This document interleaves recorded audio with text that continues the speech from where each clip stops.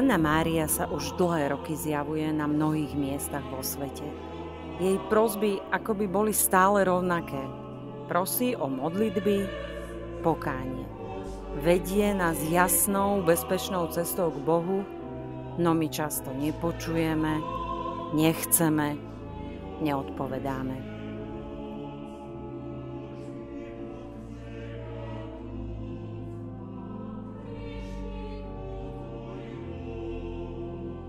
Monte Chiari v Taliansku a v jeho mestskej časti Fontanelle sa začala zjavovať v roku 1946 Pierine Giliovej. Predstavila sa ako Mária Róza Mystika, Mária Rúža Mystická, inak povedané matka cirkvi a jej mystického tela. Pobáda k návratu do otcovského domu, sľubujúc, že Božie milosrdenstvo je nevyčerpateľné, ak budeme robiť pokánie. V jednom zo zjavení povedala Pierine 3 slova: modlitba, pokánie, náprava.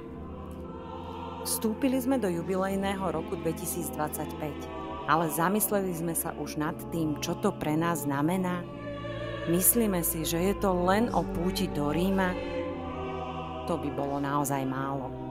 Pred nami je výzva na odpustenie, zmierenie vo všetkých vzťahoch a na všetkých úrovniach, čo súvisí aj s možnosťou získania tzv. Odpustkov pre seba alebo zosnulých. Odpustky sa viažu aj na skutky milosrdenstva a pokánia, skutky lásky v službe bratom a sestrám. Tešiť zarmútených, znášať krivdu, odpúšťať ubližujúcim, modliť sa za živých aj mŕtvych, navštíviť bratov a sestry v núdzi. Tak by sme mohli menovať ďalej. Ešte stále si myslíš, že jubilejný rok sa ťa netýka? Tento rok má byť rokom služby Bohu a blížnym.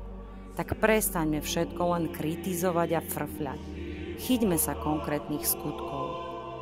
Svätý otec František zasvietil jubileum 2025 téme nádeje.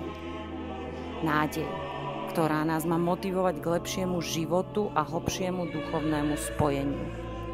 Ako? Kam a komu ju chceš priniesť ty?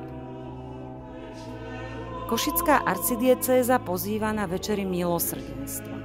Spišská diecéza na adoráciu a povzbudenie. Bratislavská katedrála na pravidelný rúženec. Žilinská diecéza pripravuje katechézy.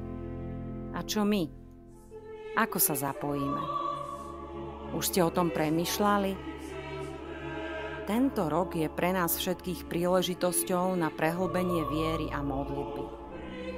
Pozývame vás poznať matku cirkvi Rózu Mystiku, ktorá Pierine povedala: kde sa ľudia veľa modlia, tam všade môj božský syn Ježiš Kristus necháva prúdiť z neba zvláštne milosti.